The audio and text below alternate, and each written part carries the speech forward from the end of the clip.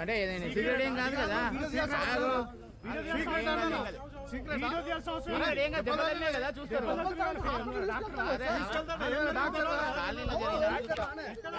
నువ్వేంటి డాక్టర్?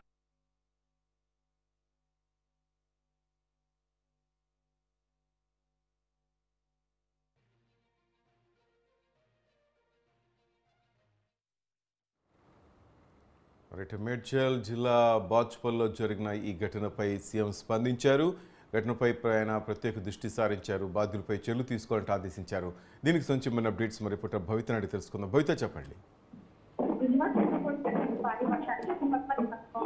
బాచ్పల్లి ప్రాంతంలో నిర్మాణ స్థానంలో ఉన్నటువంటి ఒక భవనం యొక్క ప్రహరీ గోడ కూలడంతో అక్కడే పక్కనే నివసిస్తున్నటువంటి సెల్ఫింగ్ కార్మికులు పక్కనే నివసిస్తున్నారు. అయితే వాళ్ళపైన గోడ కూలి దాదాపు 7 మంది మృత్యువాత పడ్డారు. అయితే ఈ రోజు దానికి సంబంధించినటువంటి పరిస్థితుల పైన సీఎం రేవంత్ రెడ్డి ఆరా చేశారు. అసలు అది ఎలా తెలిసి దానికి బాధ్యత ఎవరు, నిర్మాణంలో ఉన్న గోడ అంటే పర్మిషన్స్ ఉన్నాయా అన్నది కూడా ఖచ్చితంగా ఆరా చేసినట్టు తెలుస్తుంది. అంతేకాకుండా కుటుంబాలు వాళ్ళు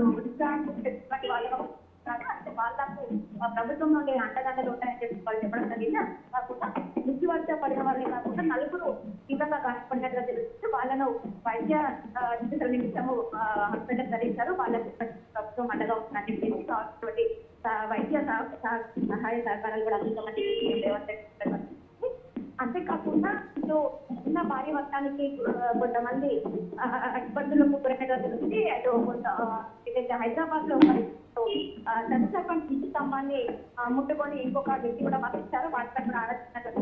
అంతేకాకుండా బేగంపేట నాలాలో ఏదో ఒక ప్రాంతం బేగంపేట నాలాలో పడి బేగంపేట నాలా దగ్గర 2 వ్యక్తులు నాలలో పడి మృత్యువాత పడ్డగా తెలిసి వాళ్ళపై ఇప్పటికే వాళ్ళను పెరిగించగా వాళ్ళు కూడా ఎవరు అనేది ఇంకా వివరణకు ఆదేశించారు. అంటే వాళ్ళు ఎవరు అనేది తెలియలేదు. అయితే ఈ నిన్న జరిగినటువంటి సంఘటనలో ఎవరు ఇబ్బందులు పడ్డా కూడా వాళ్ళను ఖచ్చితంగా గుర్తించాలని చెప్పేసి ఇప్పటికీ అధికారులకు